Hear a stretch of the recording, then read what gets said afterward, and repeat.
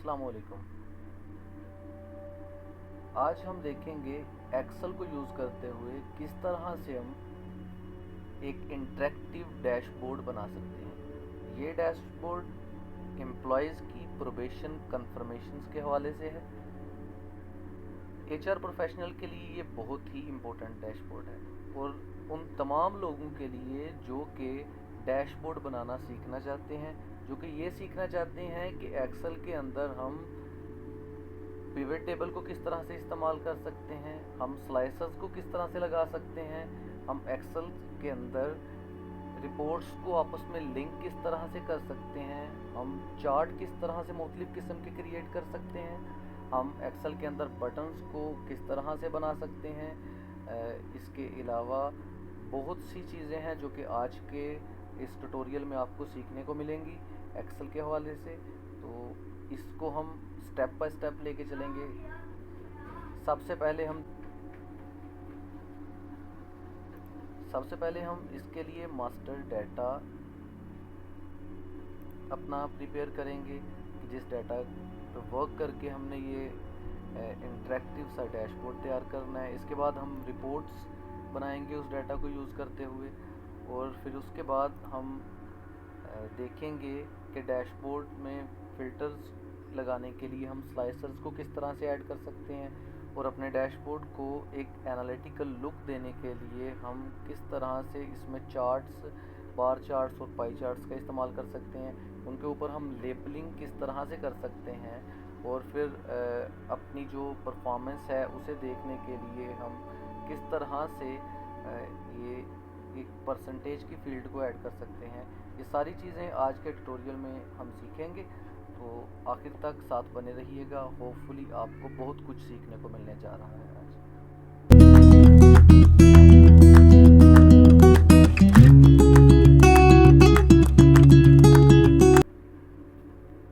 इसके लिए सबसे पहले आपको एक प्रॉपर डाटा चाहिए जिसको यूज़ करते हुए हम डैशबोर्ड को बनाएंगे। तो ये सैम्पल डाटा मैंने तैयार किया है आपके लिए। इसमें सबसे पहले लोकेशन आएगी, उसके बाद एम्प्लॉय कैटेगरी है जिसमें स्टाफ, मैनेजमेंट और वर्कर कैटेगरी के एम्प्लॉयज़ हैं।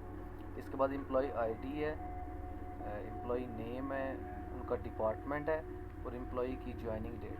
इसके बाद जिस डेट को एम्प्लॉय की प्रोबेशन कंफर्म होगी वो डेट आएगी, और वो वाली डेट जिस डेट पे एक्चुअली प्रोबेशन कंफर्म हुई है। इसके बाद एम्प्लॉय की जो परसेंटेज है प्रोबेशन एवेलुएशन के बाद, उसकी परसेंटेज क्या बनी वो इधर इस कॉलम में आ जाएगी। इसके बाद उस परसेंटेज के हिसाब से क्या ग्रेड निकला वो ग्रेड इधर आ जाएगा। ग्रेडिंग क्राइटेरिया आप अपने मुताबिक डिसाइड कर सकते हैं। इसके बाद एम्प्लॉय का डिले और ऑन टाइम स्टेटस है कि जो प्रोबेशन क्लोज हुई वो डिले है या ऑन टाइम है। इसके बाद है जी प्रोबेशन कंफर्मेशन का स्टेटस है कि कंफर्म हुई या फिर प्रोबेशन एक्सटेंड की। इसके बाद रिमार्क्स का कॉलम है, इसमें आप रिमार्क्स लिख सकते हैं कि किसी एम्प्लॉय की प्रोबेशन डिले हुई तो वो क्यों डिले हुई। अदर वो एचओडी की तरफ से एचओडी की अनअवेलेबिलिटी की वजह से थी, या प्रोबेशन हमने एक्सटेंड की जिस वजह से कंफर्मेशन उसकी लेट हो गई, या कोई और रीज़न भी हो सकता है। सबसे पहला स्टेप तो ये डाटा का है। हमने डाटा को अच्छे तरीके से तैयार कर लेना है। जितना बेहतर और वेल अरेंज्ड आपका डाटा होगा उतनी ही बेहतर आपके डैशबोर्ड की प्रेजेंटेशन होगी। तो फर्स्ट स्टेप में आपको ये सारा डाटा सेलेक्ट कर लेना है, और उसके बाद आपने इसे टेबल में कन्वर्ट कर देना है।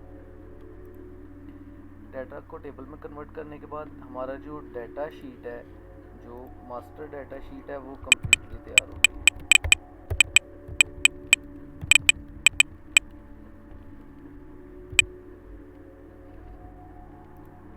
इसके बाद हम रिपोर्ट्स की तरफ जाएंगे। अब हमने पिवट टेबल को इस्तेमाल करते हुए रिपोर्ट्स बना लेनी है, वो वाली रिपोर्ट्स जिन के रिलेटेड हमें डाटा चाहिए। फॉर एग्जांपल हमें लोकेशन वाइज डाटा चाहिए, हमें एम्प्लॉय की कैटेगरी वाइज चाहिए डाटा, और उसके अलावा हमें मंथ्स का डाटा चाहिए कि किस मंथ कौन कौन सी प्रोबेशंस आ रही हैं, और उसके बाद हमें कंफर्मेशन का स्टेटस चाहिए, ऑन टाइम डिले टाइम का स्टेटस चाहिए और ग्रेड्स चाहिए कि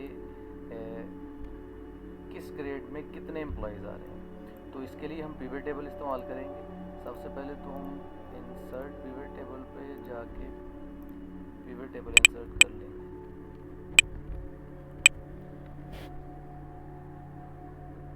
इसमें सबसे पहले है लोकेशन, और ये सारा डाटा हम एम्प्लॉय आईडी के अगेंस्ट उठाएंगे। इसमें अब क्लियरली नज़र आ रहा है कि लोकेशन में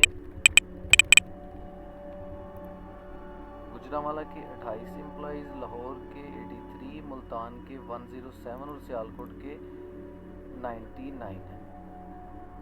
अब इसके बाद इसी पिवट टेबल को हम कॉपी करेंगे, इधर पेस्ट करके लोकेशन को यहाँ से ख़त्म करेंगे और एम्प्लॉय कैटेगरी को क्लिक कर लेंगे। अब इसी टेबल को हमने कॉपी करना है और दोबारा से पेस्ट करना है। अब इस कैटेगरी के अलावा हमें चाहिए एम्प्लॉय की ऑन टाइम और डिले का स्टेटस, ऑन टाइम और डिले का स्टेटस।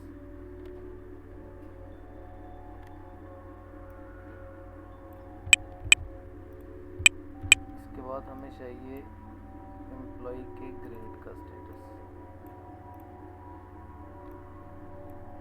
अब आप देखेंगे कि अगर कैटेगरी में देखें तो मैनेजमेंट के 42, स्टाफ के 174 और वर्कर्स 101 एम्प्लॉयज़ हैं। और अगर हम ऑन टाइम या डिले का स्टेटस देखें तो हम देख सकते हैं कि 20 डिलेज़ हैं, 220 ऑन टाइम है और 77 इन प्रोसेस है। इन प्रोसेस ये वो एम्प्लॉयज़ हैं जिनकी प्रोबेशंस अभी नेक्स्ट आने वाले मंथ में कंफर्म की जाएंगी। ये ऑन इन प्रोसेस वाले एम्प्लॉयज़ हैं। और ग्रेड में आप देख सकते हैं कि ए ग्रेड के 29, ए प्लस के 35, बी के 87, बी प्लस के 92, इसी तरह सी के 9 और डी के 65 एम्प्लॉयज़ हैं।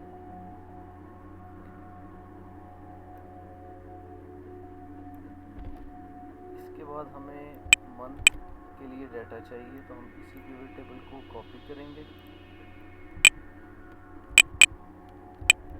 इधर पेस्ट कर देंगे और खत्म करके हम इधर देख लेंगे कि ड्यू डेट का है और हम ड्यू डेट को सिलेक्ट कर देंगे। ये तमाम रिपोर्ट्स हैं जिनको इस्तेमाल करते हुए हम डैशबोर्ड बनाएंगे और इन्हीं रिपोर्ट्स के ऊपर हम स्लाइसर्स लगाएंगे और इन्हीं रिपोर्ट्स को इस्तेमाल करते हुए हम चार्ट्स बनाएंगे। अब बारी आती है स्लाइसर्स की। अब हम इन्हीं रिपोर्ट्स को इस्तेमाल करते हुए स्लाइसर्स इन पे लगाएंगे। स्लाइसर्स के लिए आपने इंसर्ट टैब में आ जाना है और यहाँ से फ़िल्टर से स्लाइसर सेलेक्ट कर लेना। अब जो फ़िल्टर आपको चाहिए आप उसका स्लाइसर सेलेक्ट कर लेंगे। हमें लोकेशन चाहिए, एम्प्लॉय कैटेगरी चाहिए, इसके बाद हमें ग्रेड्स चाहिए और एम्प्लॉयज़ का ऑन टाइम और डिले का स्टेटस चाहिए। जैसे ही हम ओके पे क्लिक करेंगे तो हमारे स्लाइसर्स हमारे सामने बन के आ जाएंगे। अब हमने इन स्लाइसर्स को डैशबोर्ड वाले टैब में लेके जाना है, जिस टैब में हम डैशबोर्ड अपना डिज़ाइन करेंगे। अभी के लिए इन स्लाइसर्स को हम नीचे कर लेते हैं।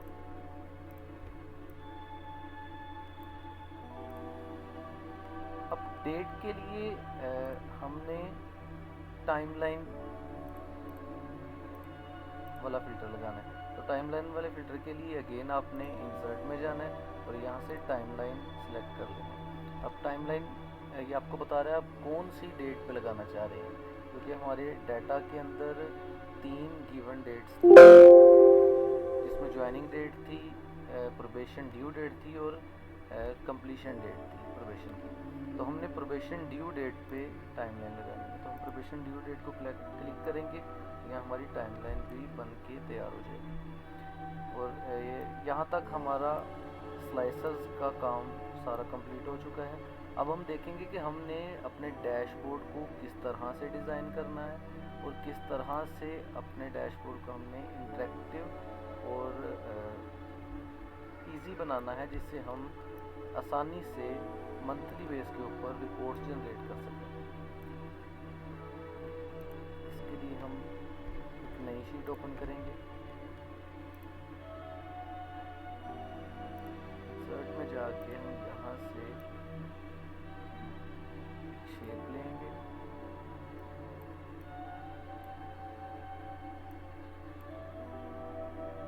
कॉर्नर्स को आप अपनी मर्जी के मुताबिक एडजस्ट कर सकते हैं।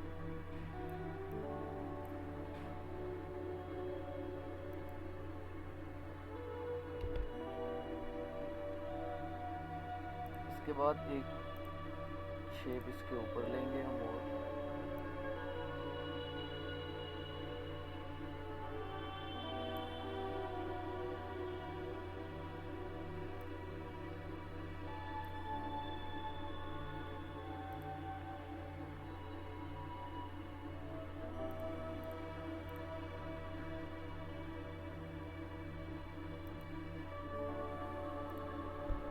अब हम अपने सारे स्लाइसर्स और ये टाइमलाइन यहाँ से उठा के हम अपने डैशबोर्ड वाले टैब में ले जाएंगे।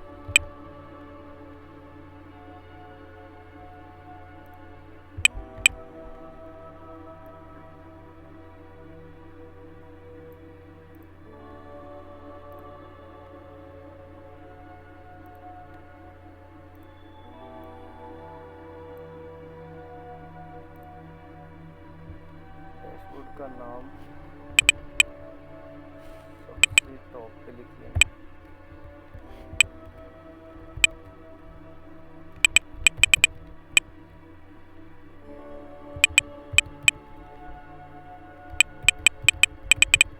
प्रोपेशन कंफर्मेशन डैशबोर्ड।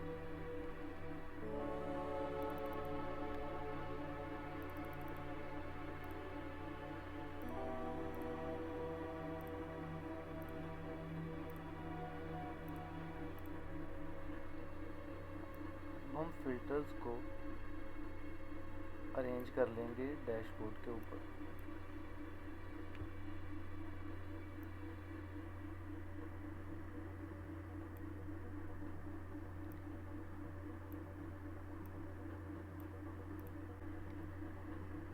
इनको अरेंज करने के लिए आप कॉलम्स की साइज़, इनकी हाइट और विड्थ को भी कम या ज़्यादा कर सकते हैं। इसके लिए हम ऑप्शंस में जाएंगे और यहाँ से हम देखेंगे कि एक कॉलम के अंदर जितने ऑप्शंस हमें चाहिए वो सारे आ जाएंगे। तो हम दो पे क्लिक करते हैं, उसका साइज़ टाइमलाइन के बराबर कर देते हैं। इसी तरह से कैटेगरी को भी हम यहाँ एडजस्ट करते हैं।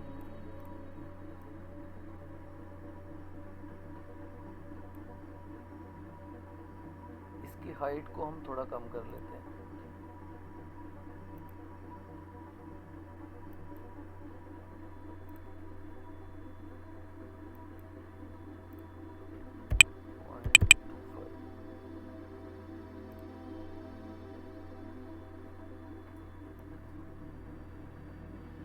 तरह से एम्प्लॉय का जो स्टेटस है कि प्रोबेशन ऑन टाइम हुई, डिले हुई या फिर अभी तक इन प्रोसेस है, इसको भी हम एडजस्ट कर लेंगे। ग्रेड्स को हम यहाँ नीचे एडजस्ट कर देंगे।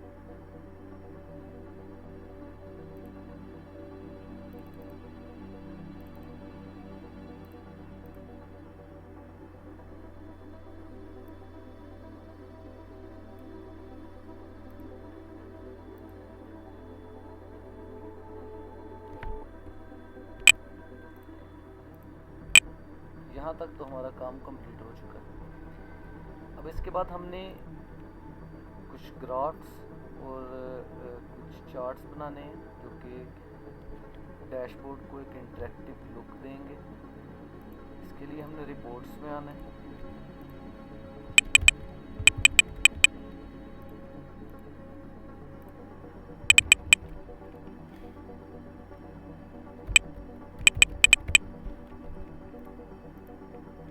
रिपोर्ट्स में आने के बाद हमने हर रिपोर्ट के ऊपर एक चार्ट क्रिएट करना है। इसके लिए हम इंसर्ट में जाएंगे। सबसे पहले हमने चार्ट सेलेक्ट किया। अब अभी के लिए ये ब्लैंक है चूँकि इसमें कोई डाटा नहीं, तो हम राइट क्लिक करेंगे, सिलेक्ट डाटा पे जाएंगे, यहाँ से ऐड करेंगे और सीरीज और उसके अगेंस्ट डाटा ये।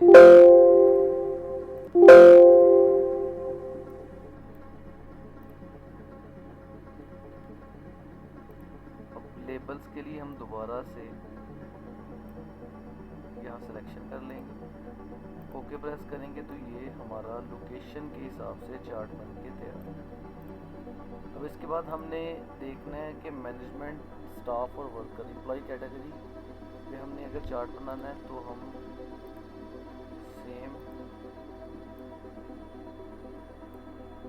चार्ट में जाएंगे और क्लिक करेंगे तो ये एम्प्लॉय कैटेगरी पे हमारा चार्ट बन गया।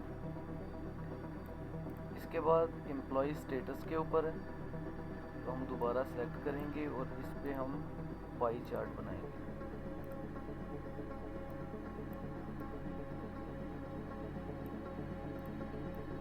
ये हमारा पाई चार्ट बन के तैयार है। अब इसके बाद ग्रेड्स पे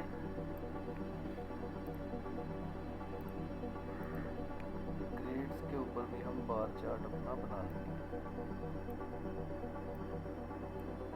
तो ये हमारे सारे चार्ट्स बन के तैयार हैं। अब इनको हम डैशबोर्ड में लेके जाएंगे। सबसे पहले तो हम चार्ट्स के अंदर से ये जो एक्स्ट्रा फील्ड्स हैं इन्हें हाइड कर लेंगे। इस पर राइट क्लिक करेंगे और हाइड ऑल फील्ड बटन पर क्लिक करेंगे।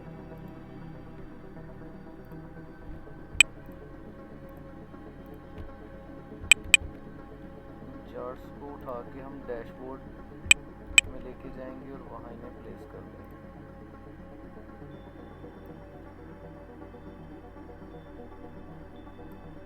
सबसे पहले जी लोकेशन है,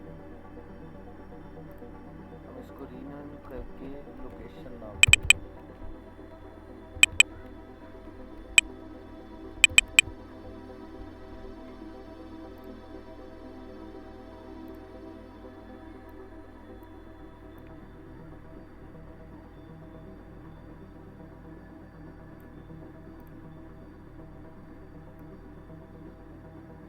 कॉर्नर को हम थोड़ा और कम कर दें।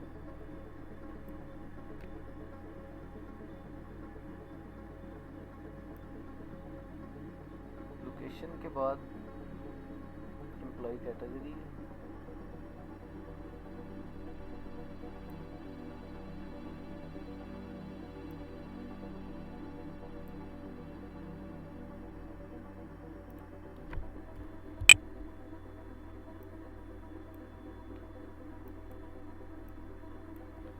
चार्ट्स के अंदर हम डाटा को जिस तरह से चाहें उस तरह से प्रेजेंट कर सकते हैं। फॉर एग्ज़ाम्पल अब हमें ये डाटा के जो लेबल्स हैं वो क्वांटिटी के लेबल्स ऊपर चाहिए, तो हम राइट क्लिक करेंगे तो डाटा के लेबल्स को एक्टिव कर लेंगे। इसी तरह से सारे चार्ट्स के अंदर हम डाटा के लेबल्स को एक्टिव कर देंगे।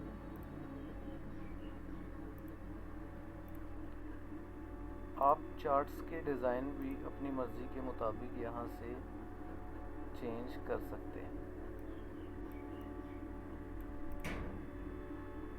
हम ब्लैक कर लेंगे इसका डिज़ाइन, कलर।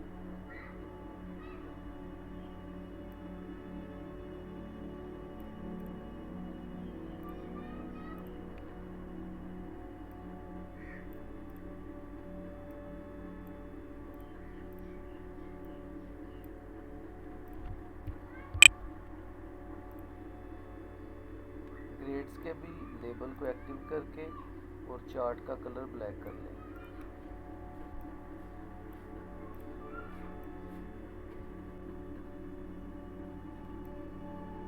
इसी तरह से हम स्टेटस वाले चार्ट को भी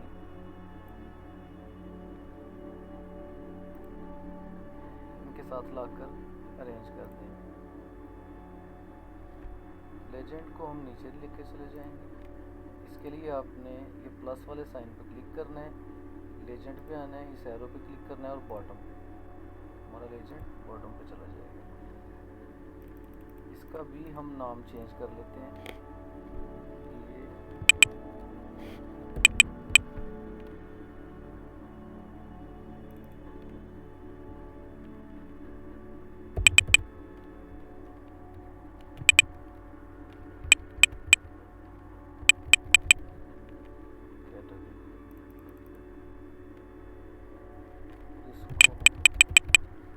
स्टेटस का नाम देंगे।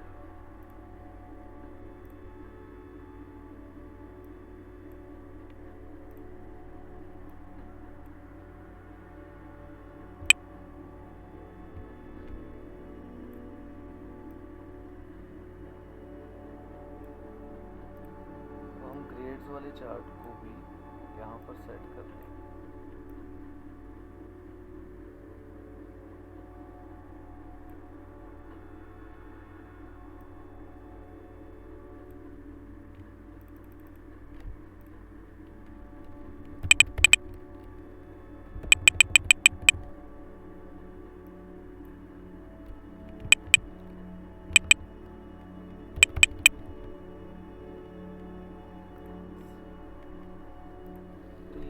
हमारा डैशबोर्ड ऑलमोस्ट रेडी है।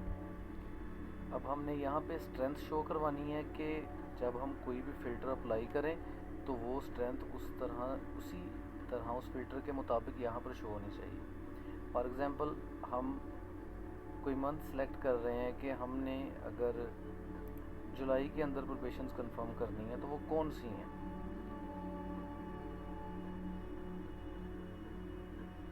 अभी आप देखेंगे कि जब हम ये डेट्स अप्लाई कर रहे हैं तो इनका इम्पैक्ट दूसरे किसी भी चार्ट के ऊपर नहीं पड़ रहा।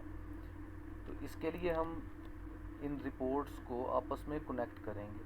इसके लिए राइट क्लिक करेंगे, यहाँ पे रिपोर्ट कनेक्शन पे जाएंगे और इन सब रिपोर्ट्स को चेक कर देंगे। इसी तरह से इसमें भी तमाम रिपोर्ट्स को हम चेक कर देंगे और जितने भी फ़िल्टर स्लाइसेस के हमने यहाँ पे लगाए हैं हम सबको एक दूसरे से कनेक्ट करने के लिए ये रिपोर्ट्स कनेक्शंस ऑन कर देंगे।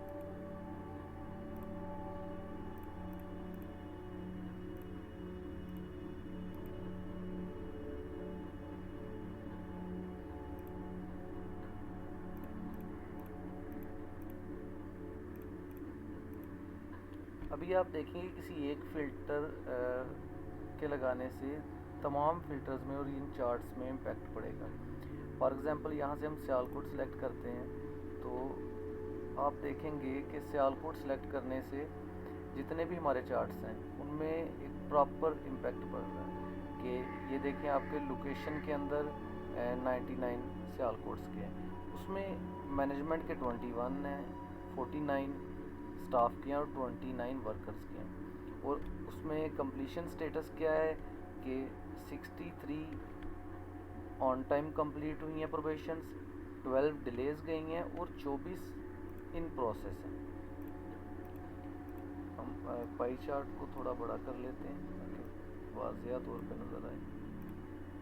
और इसी तरह ग्रेड्स में हम देखेंगे तो हम ये पता चलेगा कि सियालकोट के अंदर जो हमारा यूनिट है उसमें ए ग्रेड के एम्प्लॉइज़ 8 हैं, ए प्लस ग्रेड के 10 हैं, बी ग्रेड के 34, बी प्लस के 29, सी के 7 और डी के 11 एम्प्लॉइज़ हैं। अब हम चाहते हैं कि एक टोटल नंबर, जब हम कोई भी फ़िल्टर यहाँ से क्लिक करें तो एक टोटल नंबर बड़ा सा हमें यहाँ पे डिस्प्ले होना चाहिए, नज़र आना चाहिए। तो उसके लिए हम क्या करेंगे, सबसे पहले तो ये हम फ़िल्टर कैंसिल करते हैं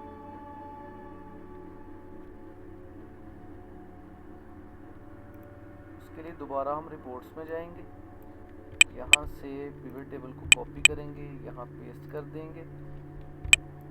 इसके राइट क्लिक करके हम शो फील्ड लिस्ट पे जाएंगे, वहाँ हमने एम्प्लॉय कैटेगरी को अनचेक कर देना है। अब हमने इधर किसी ब्लैंक सेल के अंदर इक्वल का साइन प्रेस करके ये जो हमारी स्ट्रेंथ आई है इसे ओके कर देना। अब दोबारा से डैशबोर्ड के अंदर हम जाएंगे, इंसर्ट में जाके हम वहाँ से एक शेप सिलेक्ट कर लेंगे।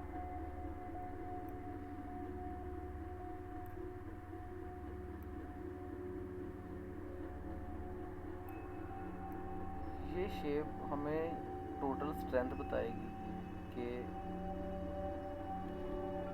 जिस भी फिल्टर को हम अप्लाई करें तो उसकी टोटल स्ट्रेंथ यहाँ पे आनी चाहिए। तो हम फार्मूला बार में जाके इक्वल का साइन प्रेस करेंगे और रिपोर्ट्स में जो सेल हमने बनाया था हम उसको सिलेक्ट कर लेंगे, ओके का साइन प्रेस करेंगे। इसका फॉन्ट थोड़ा हम अरेंज कर लेते हैं।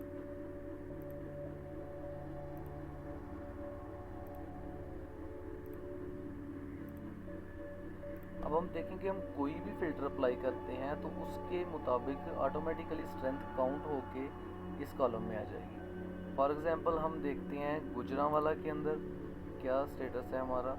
तो हमारी जो टोटल स्ट्रेंथ है गुजरांवाला की वो इधर आ गई कि गुजरांवाला की यूनिट में हमारे 28 बंदे काम कर रहे हैं, उसमें से 5 बंदे मैनेजमेंट के हैं, 14 बंदे स्टाफ के हैं और 9 बंदे वर्कर्स हैं। अब हम देखेंगे कि गुजरांवाला के अंदर हमने सिर्फ स्टाफ देखना है, उनकी परफॉर्मेंस क्या है। तो हम स्टाफ क्लिक करेंगे तो इधर आप देखेंगे कि काउंट हो क्या जाएगा कि स्टाफ के सिर्फ 14 एम्प्लॉयज़ हैं जो कि गुजरांवाला की यूनिट में काम कर रहे हैं, जिसमें से 13 ऑन टाइम उनकी प्रोबेशन कंफर्म हुई है और एक की प्रोबेशन डिले हुई है। और जिस जिस ग्रेड के हिसाब से उनकी प्रोबेशन कंफर्म हुई हैं और उन्होंने ग्रेड्स अचीव किए हैं वो भी सारे इधर हमारे ग्रेड्स वाले टैब में शो हो रहे हैं।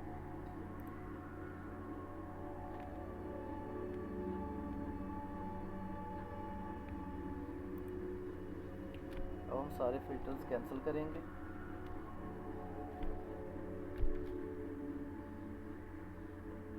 और इंसर्ट में जाके एक और शेप सेलेक्ट करेंगे, यहाँ रखेंगे और उसके अंदर ऐड टेक्स्ट करके हम लिख देंगे स्ट्रेंथ। ये स्ट्रेंथ है टोटल।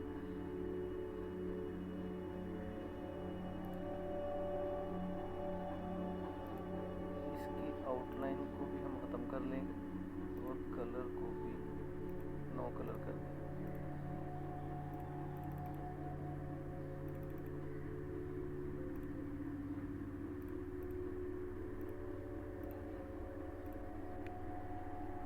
तो आप देखेंगे कि आपके अप्लाई किए गए तमाम फिल्टर्स की जो काउंटेड स्ट्रेंथ है वो यहाँ आपको शो हो रही है। इसके बाद नेक्स्ट स्टेप है कि आप अब देखना चाह रहे हैं कि ये जो फिल्टर्स अप्लाई करने के बाद इधर स्ट्रेंथ होती है ये हमारी टोटल स्ट्रेंथ के कितने परसेंट बनती है। फॉर एग्जांपल हम देखते हैं कि मुल्तान के अंदर हमारे पास टोटल 107 एम्प्लॉयज़ हैं। तो ये टोटल एम्प्लॉयज़ के कितने परसेंट हैं। तो हम देखते हैं मुल्तान में अगर डिले 2 एम्प्लॉयज़ की प्रोबेशन डिले हुए हैं तो वो टोटल के कितने परसेंट बनता है। मुल्तान की टोटल एम्प्लॉयज़ के वो कितने परसेंट बनता है। तो इसके लिए हम सबसे पहले फिल्टर्स कैंसिल करते हैं।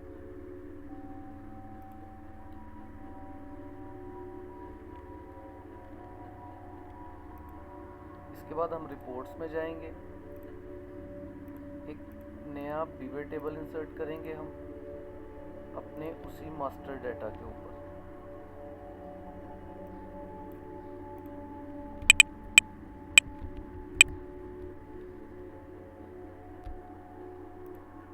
नया पिवट टेबल इंसर्ट करने के बाद हम एम्प्लॉय आईडी की मदद से स्ट्रेंथ को यहाँ पे काउंट कर लेंगे। उसी तरह से जैसे हमने पहले किया था, इक्वल का साइन लगा के किसी ब्लैंक सेल के अंदर हम इस स्ट्रेंथ को सिलेक्ट कर लेंगे और ओके प्रेस कर देंगे। अब हम किसी दूसरे सेल के अंदर ये जो हमने पहले स्ट्रेंथ काउंट की थी उसकी इस स्ट्रेंथ से हम परसेंटेज काउंट कर लेंगे। अब ये इसलिए है कि ये जो हमारी स्ट्रेंथ थी, ये स्ट्रेंथ हमारे फिल्टर्स के साथ चेंज हो रही है, जबकि ये स्ट्रेंथ कांस्टेंट रहेगी हमारी। तो इसलिए हम इस स्ट्रेंथ की परसेंटेज इस स्ट्रेंथ से कैलकुलेट कर लेंगे।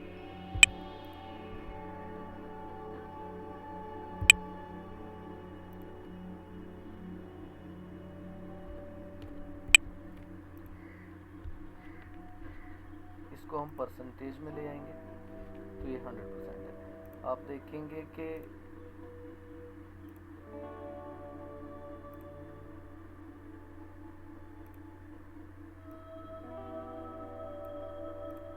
हम यहाँ पे एक और शेप लेके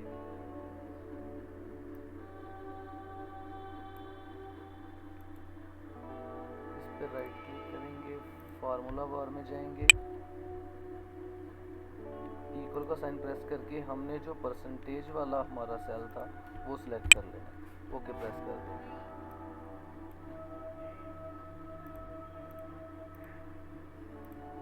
इसके फॉर्मेट को हमने थोड़ा सा बेहतर कर लेना।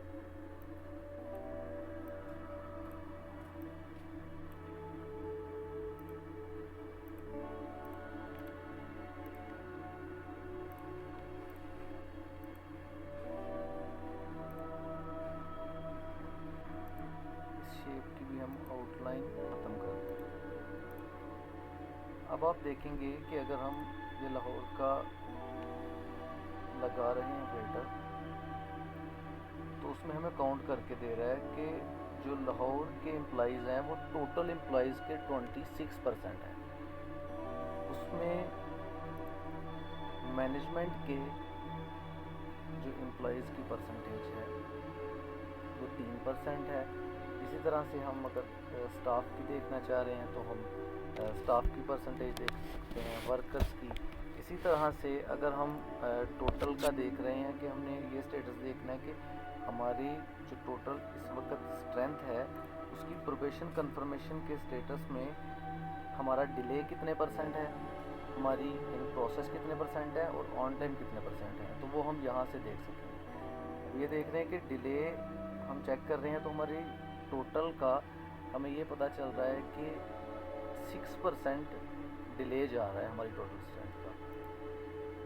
और इसके बाद हमारा जो इन प्रोसेस है वो टोटल का 24% है और हमारे जो ऑन टाइम है वो 69% आ रहे हैं। तो इस तरह से हम हमारी जो टोटल स्ट्रेंथ है उसके अगेंस्ट देख सकते हैं कि हमारी प्रोग्रेस कितने परसेंट हो रही है।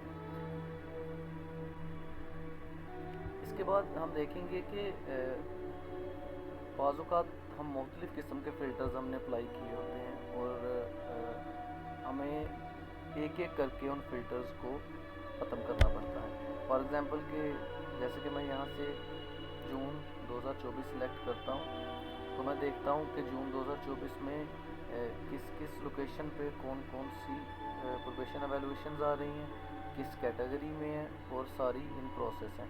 ये मैंने एवेल्यूएशंस करवानी है जून 2024 में। ये जून 2024 की रिपोर्ट हमारे पास बन के आ गई। अब मैंने सिर्फ एक स्पेसिफिक लोकेशन के हिसाब से देखना है तो मैं देखूँगा कि जून 2024 में सियालकोट के अंदर टोटल 10 प्रोबेशन एवेल्यूएशंस हैं जो कि कराई जानी है। अब इसमें मैं देखता हूँ कि स्टाफ के कितने एम्प्लॉइज़ हैं, तो स्टाफ का इसमें कोई एम्प्लॉई नहीं है, इसमें 10 के 10 वर्कर्स हैं। अब ये चूँकि सारे इन प्रोसेस हैं तो मल्टीपल फ़िल्टर्स इसके ऊपर अप्लाई होंगे। तो हमें क्या करना पड़ेगा, हम बार बार एक एक करके इन फिल्टर्स को हटाते हैं। इसके लिए हम एक यहाँ पे बटन क्रिएट कर लेंगे जो कि वन क्लिक के ऊपर सारे फिल्टर्स को ख़त्म कर देगा। सबसे पहले तो हम यहाँ से सारे फिल्टर्स लगा लेते हैं।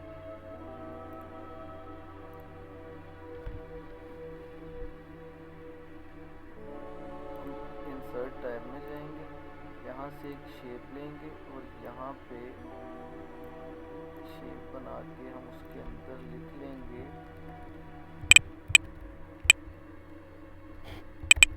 क्लियर ऑल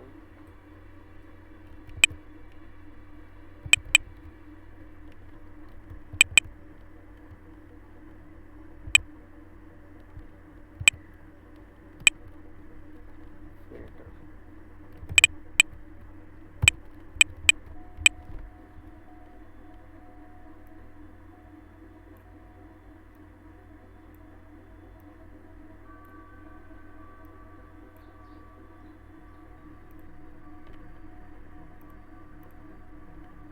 सेंटर लाइन करके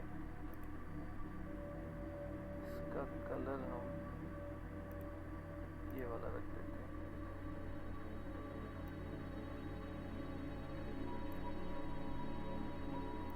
और टेक्स्ट के कलर को हम ब्लैक कर देंगे।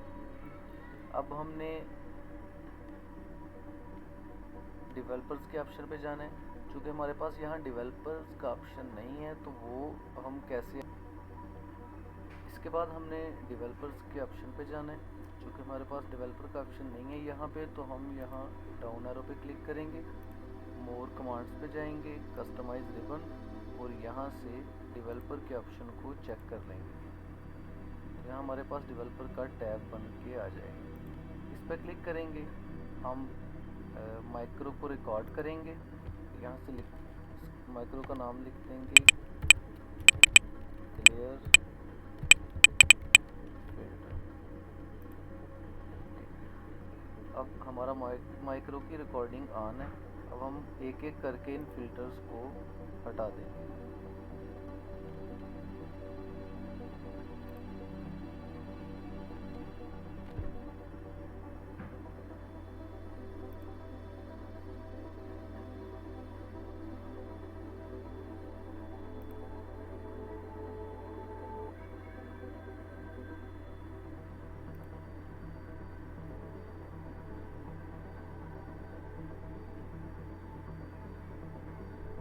अब यहाँ से हम माइक्रो की रिकॉर्डिंग को स्टॉप कर लेंगे। इस शेप के ऊपर जो हमने बटन बनाया हुआ था क्लियर फिल्टर्स का, इस पर राइट क्लिक करेंगे, असाइन माइक्रो पे क्लिक करेंगे, और ये जो हमारा क्लियर फिल्टर वाला माइक्रो था इसको हम असाइन कर देंगे। अब आप देखें कि आपने यहाँ पे जोन सेलेक्ट किया, यहाँ से आपने कोई एक फ़िल्टर लोकेशन से सिलेक्ट कर लिया, तो आपको ये दोनों फ़िल्टर्स बारी बारी हटाने पड़ेंगे। लेकिन आप इस बटन के ऊपर ये जो हमने क्रिएट किया है इस पर क्लिक करके बड़ी ही आसानी से ये जितने भी फ़िल्टर्स हमारे डैशबोर्ड के अंदर लगे होंगे हम सब फ़िल्टर को सिर्फ एक सिंपल क्लिक से ही हटा सकेंगे। ये देखें, सिंपल ही मैंने सिर्फ क्लियर फिल्टर के बटन पे क्लिक किया और जितने भी फिल्टर्स लगे हुए थे हमारे डैशबोर्ड के अंदर वो सारे क्लियर हो चुके हैं।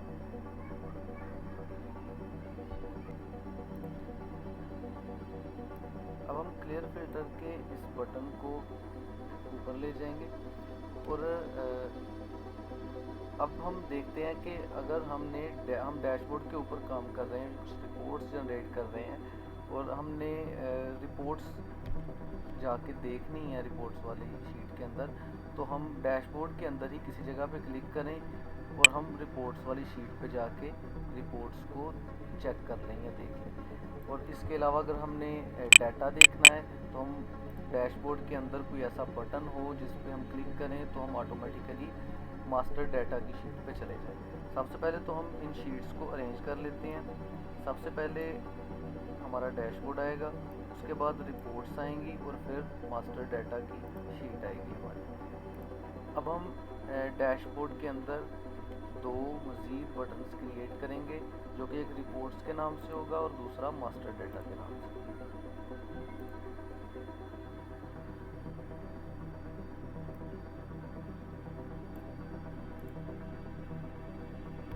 ऐड टेक्स्ट करके हम इसको रिपोर्ट्स का नाम दे देंगे।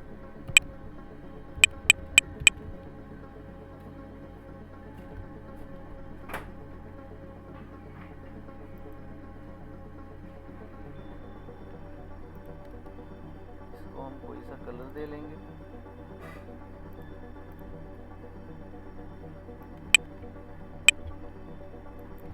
इसी बटन को नीचे कॉपी करके हम इसमें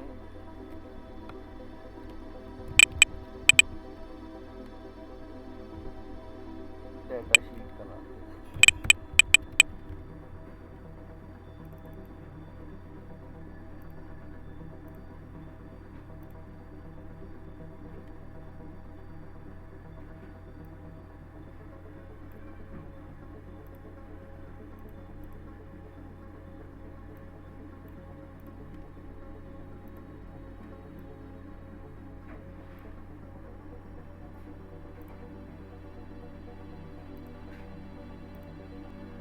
रिपोर्ट्स को डैशबोर्ड के साथ लिंक करने के लिए हम इन बटन्स के ऊपर राइट क्लिक करेंगे, लिंक पे क्लिक करेंगे, प्लेस इन दिस डॉक्यूमेंट और रिपोर्ट्स।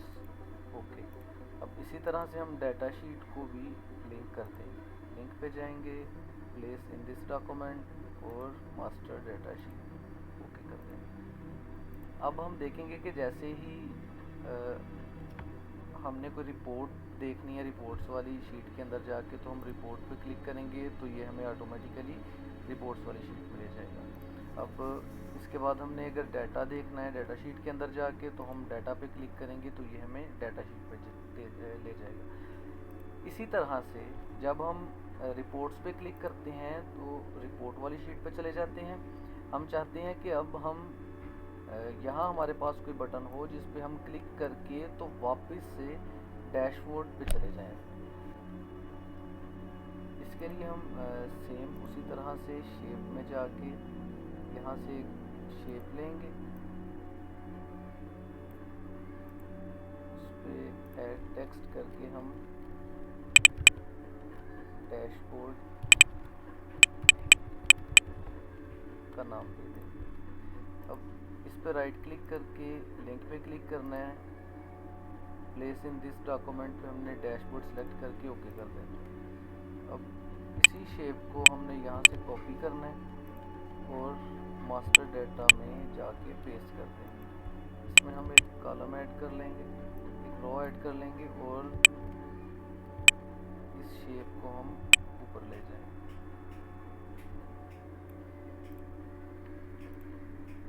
अब आप देखेंगे कि आप रिपोर्ट्स पे क्लिक करके रिपोर्ट्स वाली शीट पे जा रहे हैं। अब आपने वापस डैशबोर्ड पे जाना है तो आप इस बटन पे क्लिक करेंगे तो ये आपको वापस डैशबोर्ड के ऊपर ले जाएगा।